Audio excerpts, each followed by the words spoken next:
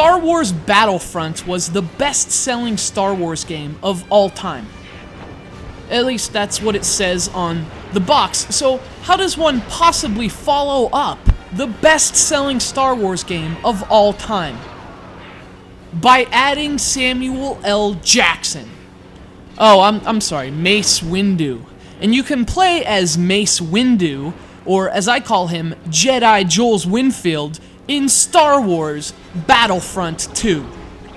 Oh, come on, Jules Winfield's, Pulp Fiction, The Path of the Righteous Man. Oh, never mind. Here, look, there's lightsabers.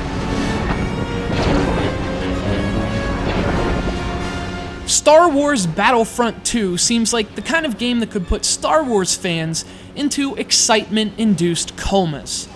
Like the original, Battlefront 2 is all about giving players the chance to participate in the epic space wars they've religiously watched on screen since Star Wars debuted in 1977. So you get to actually be on Felucia and Magito and Naboo when the Republic attacks. Or the Empire, or whatever. The game is all about recreating the most monumental battles from Star Wars and putting players right in the middle of them. It's a very cool concept, and even if you're just a casual Star Wars fan like me, you'll be impressed by not only the attention to detail the game pays to Lucas lore, but the scope of the battles themselves.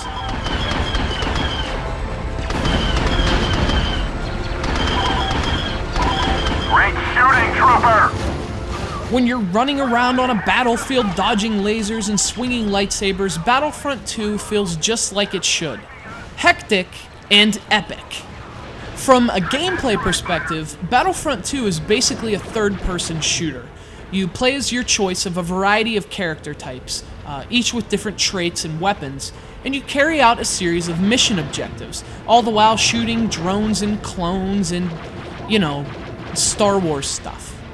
The single-player mode includes missions split into two groups. You have the Republic missions, in which you play as a clone trooper, and the Empire missions, in which you play as a stormtrooper. The levels take place on planets from across the Star Wars universe, and the missions are as diverse as the locations. You get space combat missions, on-foot missions, all waged in settings ranging from Hoth to even the Death Star. It's really a lot of fun to take part in these battles, which do an admirable job of conveying that epic feel they have in the movies.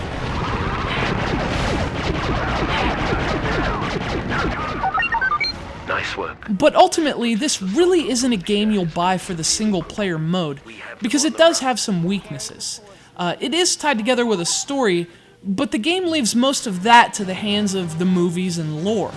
So the campaign mode itself kind of lacks the narrative structure and punch you might have expected from a game based on such epic source material. So the single-player mode is fun, if a bit flawed, but Battlefront 2 is a decidedly multiplayer game, with a particular focus on online multiplayer.